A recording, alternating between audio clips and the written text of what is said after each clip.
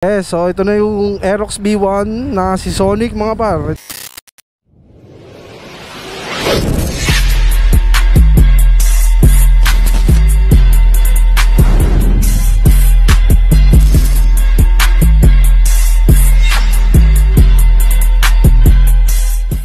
So mga par, bali yan, hindi natapos na kagabi, gawa ng alas 10 na ng gabi. Ayan, so kinakasana nila Boss Eman yung block na 63 na RS8. So straight RS8 to mga par, gawa ng 65.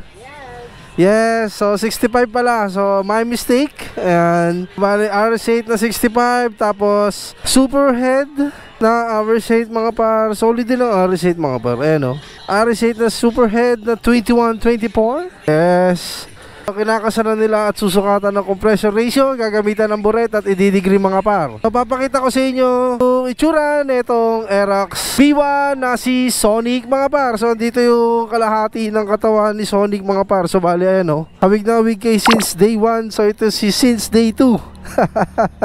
Ayan mga par, so mamaya abangan nyo ito pag natapos to Aerox B1 o 195cc mga par. Let's go. So ginamitan ng buret mga para masukat ang compression ratio nitong 195cc na si Sonic. Kaya si One Eye Jack at si Boss Eman mga par. So inumpisa na nila sukatan. So after masukatan nito is didegree na ni Boss Eman mga par. So abangan nyo ito pag natapos ng mga par. Let's go. Okay na yung Aerox B1 na sikat sa TikTok mga par. Ayan, so bali kinabitan natin ang RS8 na block, RS8 na superhead na 21-24. Tapos syempre braking yan. Tapos down drop na 38mm na throttle body. Malapit na matapos to, ikakasan na lang to dun sa may kasi so malapit na mabuo si Sonic mga par. So ito yung sikat na sikat sa TikTok na Aerox B1 na kamukha ni since day. Yes sir. So mamaya abangan nyo ito mga par. So tapos na yung 175cc na galing ng Marilaki.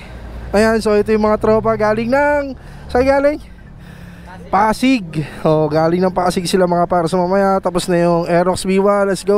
So ito na yung Aerox B1 na si Sonic mga par. Ito yung sikat na sikat sa TikTok mga par. So bali ang kinarga dito is RS8 na block na 65. Tapos RS8 na superhead. No, kung makikita nyo, naka superhead.